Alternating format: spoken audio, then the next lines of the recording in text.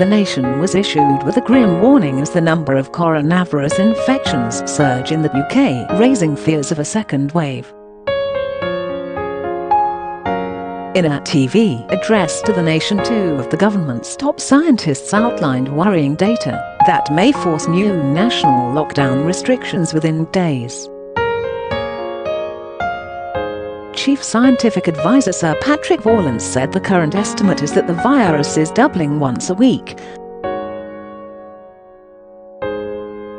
And if cases continued to double at that speed, there could be 49,000 cases per day by October 13.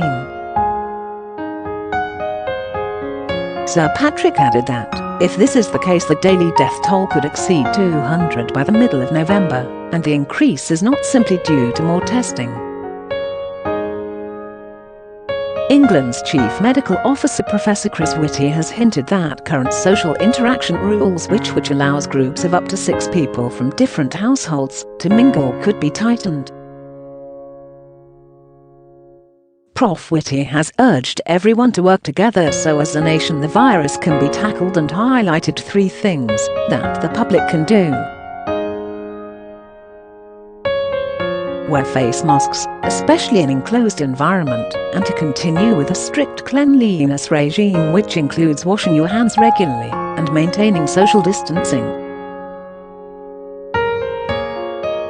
Self-isolate for 2 weeks if you suffer any coronavirus symptoms, or until you produce a negative test, if that is sooner. Break unnecessary links between households. With less than 8% of the UK population thought to have coronavirus antibodies to fight off the infection, this makes the vast majority of people susceptible to the killer bug. Prof Whitty has reminded the nation that isolating the virus means it can't be passed on, so if you are self-isolating, you should also let anyone know who was in close contact with you, so they can either be tested or self-isolate too. However, you should also self-isolate if you have returned to the UK from a high-risk country, even if you are not showing any symptoms. According to both scientists, the biggest increase in cases was among people aged 20 to 29.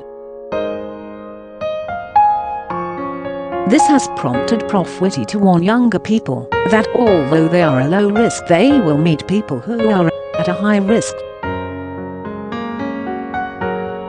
We have to try and do this in the least damaging way, but we all know we cannot do this without some significant downsides, and this is a balance of risk, he said.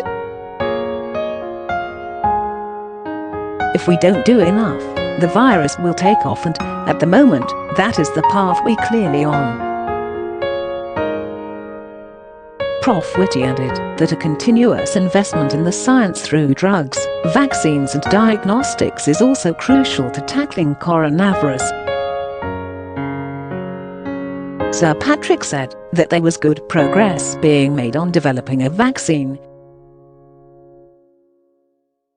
Downing Street sources confirmed that further measures on the table to tackle coronavirus includes a nationwide ban on households mixing, a curfew on pubs and harsher penalties for those who flout the law.